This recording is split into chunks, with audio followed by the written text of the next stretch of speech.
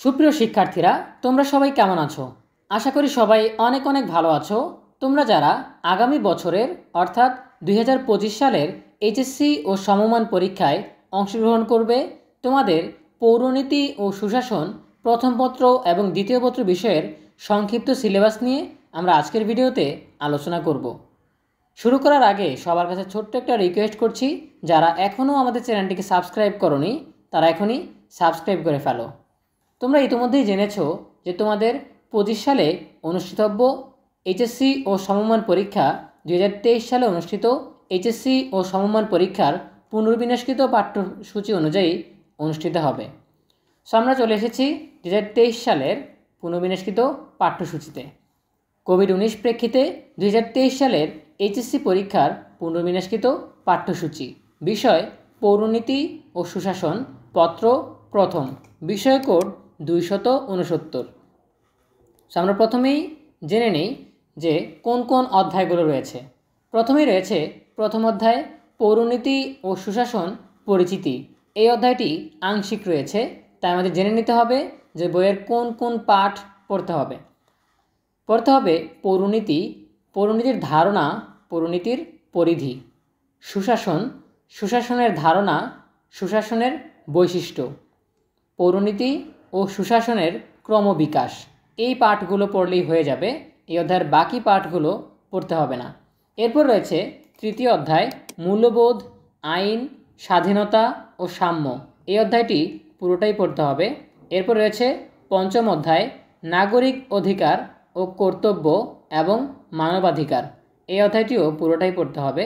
এরপর রয়েছে ষষ্ঠ অধ্যায় রাজনৈতিক দল, নেতৃত্ব ও সুশাসন। এই অধ্যায়টিও পুরোটাই পড়তে হবে। এরপর রয়েছে সপ্তম অধ্যায় সরকার কাঠামো ও সরকারের অঙ্গসমূহ। এই অধ্যায়টিও পুরোটা পড়তে হবে। এরপর রয়েছে দশম অধ্যায় দেশপ্রেম ও জাতীয়তা। এই অধ্যায়গুলি রয়েছে তোমাদের প্রথম পত্রের সংক্ষিপ্ত সিলেবাসে। এবারে আমরা চলে যাচ্ছি দ্বিতীয় পত্রে।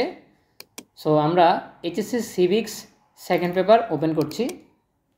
কোভিড-19 প্রেক্ষিতে 2023 সালের এইচএসসি পরীক্ষার পুনর্বিন্যাসকৃত পাঠ্যসূচি, বিষয় পৌরনীতি ও সুশাসন, পত্র দ্বিতীয়, বিষয় কোড 270। সো প্রথমে আমরা জেনে নিই কোন কোন অধ্যায়গুলো পড়তে হবে। প্রথমেই রয়েছে প্রথম অধ্যায় ব্রিটিশ ভারতে প্রতিনিধিত্বশীল সরকারের বিকাশ। এরপর রয়েছে দ্বিতীয় অধ্যায় পাকিস্তান থেকে বাংলাদেশ 1947 থেকে 1971। এরপর রয়েছে তৃতীয় অধ্যায় রাজনৈতিক ব্যক্তিত্ব, বাংলাদেশের স্বাধীনতা লাভ। এরপর রয়েছে চতুর্থ অধ্যায় বাংলাদেশের সংবিধান। এই অধ্যায়টি আংশিক রয়েছে, তাই আমাদের জেনে নিতে হবে এই অধ্যায়ের কোন কোন পাঠগুলো পড়তে হবে। প্রথমেই রয়েছে বাংলাদেশের সংবিধান প্রণয়নের ইতিহাস। এরপর রয়েছে 1972 সালের সংবিধান, 1972 সালের সংবিধানের বৈশিষ্ট্য। এরপর রয়েছে রাষ্ট্রীয় মূলনীতি। এরপর রয়েছে মৌলিক অধিকার।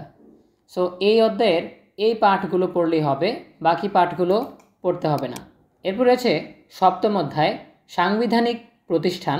এরপর রয়েছে দশম অধ্যায় নাগরিক সমস্যা ও আমাদের করণীয়।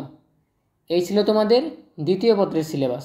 সো আজকের ভিডিওতে আমরা পৌরনীতি ও সুশাসন প্রথম পত্র এবং দ্বিতীয় পত্র বিষয়ের সংক্ষিপ্ত সিলেবাস সম্পর্কে জানলাম। দেখা হবে পরবর্তী বিষয়ের সংক্ষিপ্ত সিলেবাস নিয়ে।